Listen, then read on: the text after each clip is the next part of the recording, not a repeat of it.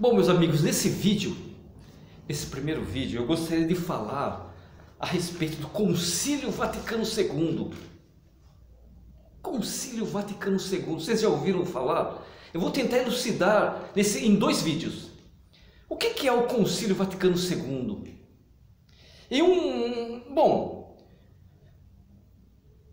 A Igreja Católica Apostólica Romana, ela teve uma atitude de recusa perante o mundo moderno. Ela se fechou. É como se o Papa fechasse as portas e janelas contra a modernidade. É como se fosse uma noite escura. Tem um teólogo belga chamado José Combline. Ele usa uma parábola que serve para ilustrar como foi o Concílio Vaticano II na vida da igreja. Ele fala o seguinte, José Combline. Ele se refere aos dias de hoje como tempos semelhantes a uma noite escura. Não é a primeira vez que a Igreja Católica faz isso.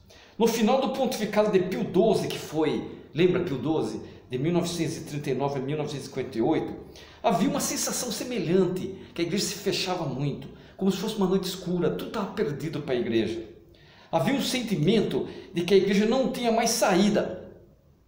Como eu falei, é como se o Papa fechasse as portas e todas as janelas. Humanamente não havia mais esperanças.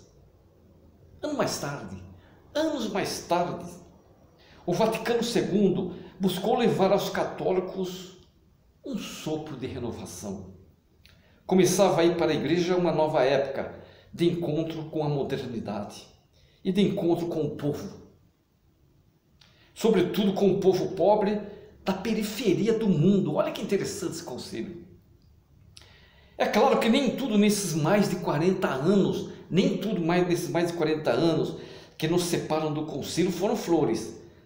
É evidente que o Vaticano II reavivou na igreja uma chama já fraca, que estava fraca, e presta a se apagar.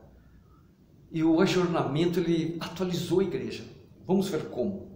Quando em 1959 o Papa João XXIII, que foi de 1958 a 1963, conclamou um novo sínodo universal dos bispos.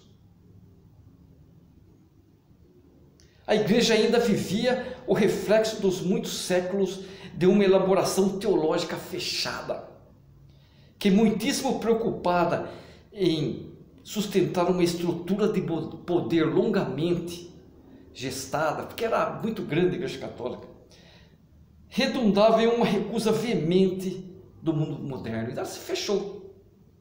Os 4 séculos que separavam aquele sumo pontífice, que era o João XXIII, do Concílio de Trento. O Concílio de Trento foi 1545 a 1563. Foram marcados por uma acentuação da hierarquia eclesiástica e pela submissão dos leigos. E os leigos eram muitos. A um clero numericamente escasso e espiritualmente mal preparado. Essa novidade criadora foi João XXIII, que em 4 anos de pontificado permitiu que a igreja refizesse o itinerário de 400 anos. Ao nomear novos cardeais, o Papa escolheu pela primeira vez um negro, um filipino e um japonês, internacionalizando o fechado círculo do colégio cardinalício, porque ele era fechado por quem? Fortemente italiano e europeu. Aí ele escolheu um negro, um filipino e um japonês. Além disso, a Santa Sé iniciou contatos ecumênicos, sabe com quem? Com o arcebispo anglicano de Cantuária, o monge protestante de Taizé, o patriarca ortodoxo Atenágoras.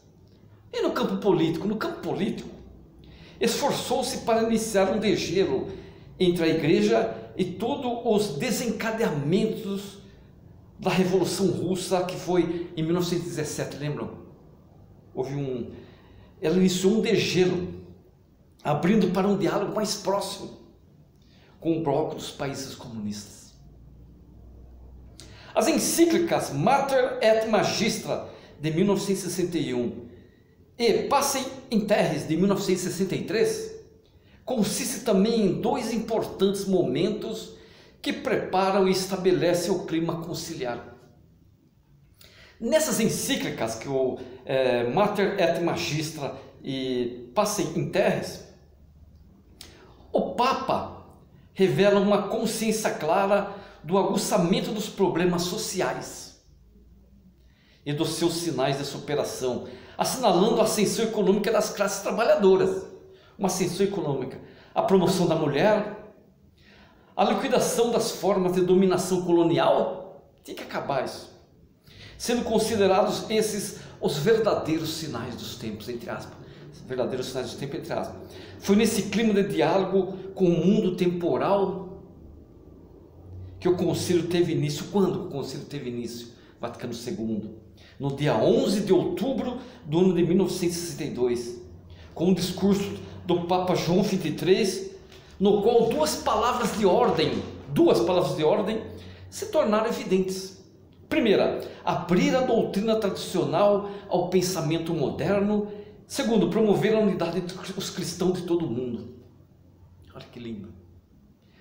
O 21º Concílio Ecumênico da Igreja se fez assim sob nova dimensão, mais pastoral do que nunca e abarcando um novo sentido para seu caráter ecumênico, entendido agora como interreligioso e interconfessional.